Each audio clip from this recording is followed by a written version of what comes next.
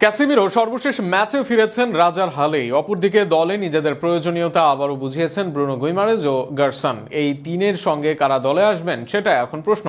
তালিকায় যেমন আছেন আন্দ্রেস পেরেরা, জোয়াও গোমেজের মতো কিছুটা অভিজ্ঞরা, আবার সান্তোস বিদৌনরাও আছেন। অনেকের আলোচনায় হারকিউলিস ও ম্যাথিউস মার্টিনেল্লির মতো ব্রাজিলে খেলা খেলোয়াড়। সব মিলিয়ে আগামী ম্যাচের জন্য মাঝ মাঠে কোন কোন খেলোয়াড়কে ডাকতে পারেন কোচ কার্লো আনচেলত্তি, তা নিয়ে থাকছে প্রতিবেদন। দলে আসার ঘোষণা পাওয়ার পরই কার্লো বুঝেছেন তার দলের সমস্যা কোথায়। ডরিভালের ভাঙাচোরা মিডকে জোড়া লাগালেন, 4-3-3 বা 4-2-3-1-এ খেলালেন প্রপার 3 মিডফিল্ড। দলে ফিরিয়ে ক্যাসিমেরোকে দিলেন ডেস্ট্রয়ার রোল। সব মিলিয়ে মাঝমাঠে শক্তি ফিরিয়ে এনে দিলেন জয়। মাঝমাঠে কার্লোর দলের বড় অস্ত্র ক্যাসিমেরো।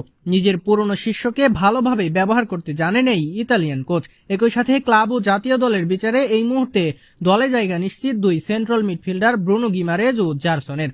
সবশেষ দলে ছিলেন এডারসন, আন্দ্রেস পেরেরা ও আন্দ্রেস সান্তোস। গত মৌসুম দুর্দান্ত কেটেছে সান্তোসের, যদিও সর্বশেষ 2 ম্যাচে ব্রাজিলের হয়ে সুযোগ মেলেনি তার।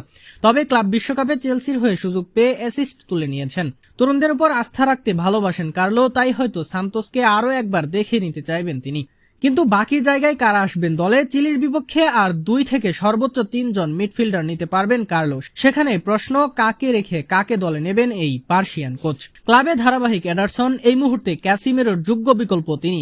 ডেস্ট্রয়ার রোলে ক্যাসের পর ব্রাজিলের সবচেয়ে ভালো অপশন এডারসন। এছাড়াও তার পাসিংও বেশ দারুণ। আটালান্টায় খেলা এই মিড আছেন ইউরোপের বড় বড় ক্লাবের নজরে। পারফরমেন্সে আগের মতো ক্ষুরধারতা নেই আন্দ্রেস পেরেরার, কিন্তু জাতীয় দলের প্রতি তার নিবেদন অসাধারণ। হলুদ জার্সিতে সবসময় নিজেকে মেলে ধরেন তিনি। এর বাইরে ক্রিয়েটিভ মিডফিল্ডার খুব বেশি নেই ব্রাজিল দলে, সেখানে পেরেরাকে সুযোগ দিতেই পারেন কোচ। নতুনদের মাঝে আলোচনায় 3 নাম। ক্লাব বিশ্বকাপে নজর কেড়েছেন ফ্লুমিনেসের 2 মিড ম্যাথিউস মার্টিনেলি ও হারকিউলিস। বদলি নেমে একের পর এক গোল করেছেন হারকিউলিস, আর মাঝ মাঠে মার্টিনেলির নিয়ন্ত্রণ ছিল দেখার মতো। সেমির মঞ্চে চেলসির বিপক্ষে তার উপস্থিতি ভালোভাবেই টের পেয়েছে ফ্লুমিনেস। এদের সাথে আলোচনায় বিনু বাইদন। ব্রাজিলের পেদ্রি খ্যাত এই মিডকে কার্লো নিতে পারেন গেম কন্ট্রোলের জন্য। সব মিলিয়ে এখানেও মধুর সমস্যায় ব্রাজিল।